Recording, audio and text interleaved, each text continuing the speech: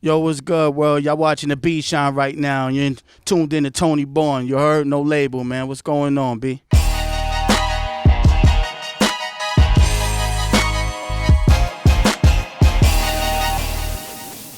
Honestly, my first time, hard to remember because I've been listening to hip hop for so long, man.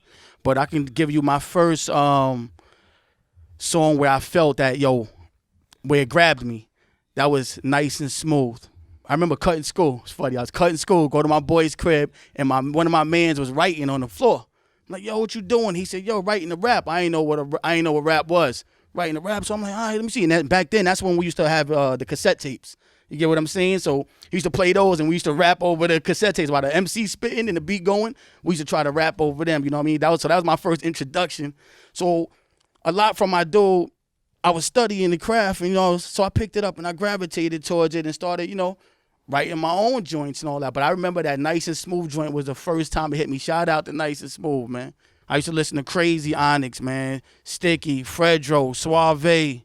You know what I mean? Big DS. For those that have forgot about Big DS, I put a hole in your chest, grab you by the neck, all that. You know what I'm saying?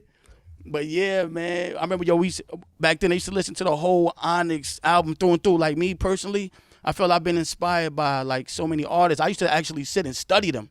Like some people listen to music, real talk. I used to study, like listen and dissect, the rhythm, the beats, how they flowing, what are they saying. One of my best metaphorical dudes was Redman. So Redman had a lot of I like the energy Redman gives off. I would say Busta Rhymes.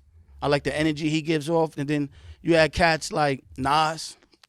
I still consider one of the greats. You know what I'm saying? Nas. And the list goes on, man. Mobb Deep.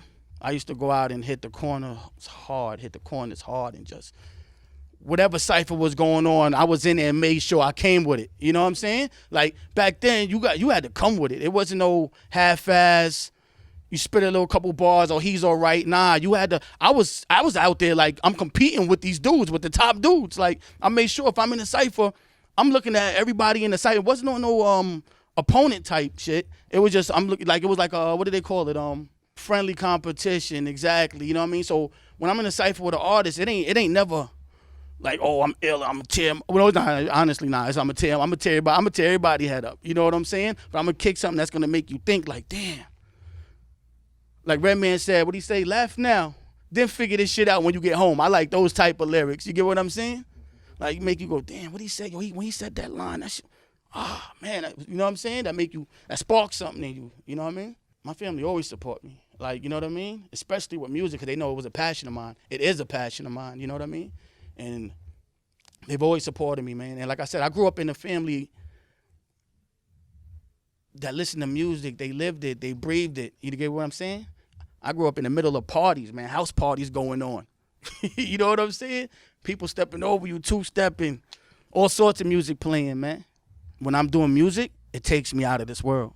You get what I'm saying? Or when I'm rapping, I mean, when I first started rapping, I used to close my eyes and just go on.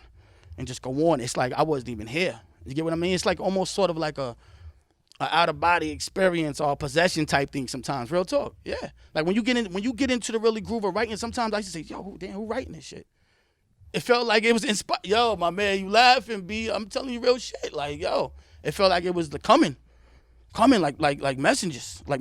You get what I'm saying? How you receive a text, how you receive a phone call. It was like, yo, sometimes it's like that. Sometimes that's why, like, when you, as a writer, you don't really want to force write. You don't really want to force it. You get what I'm saying? You want it to come naturally and just go with that flow. You know what I'm saying? I like them to remember that I put in my all. You get what I mean? Like when I write, I write also to get something off my chest, but also to play something in you, to inspire somebody. You get what I mean? Just how I'm inspired. When I hear another artist, I get electrified. I'm like, oh shit, I'm charged. When somebody's really nice, I'm like, oh. It inspires me to go back, or even when somebody's whack, that inspires me to go write some shit. You know what I mean? So yeah, I would just like to leave them with that. Leave them with that impression, me man. Like I'm just here to drop jewels on you.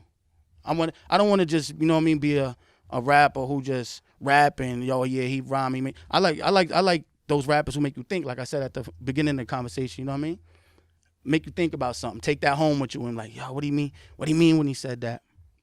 You know what I mean? Really make you spark that light bulb. When he said that line, what do you mean?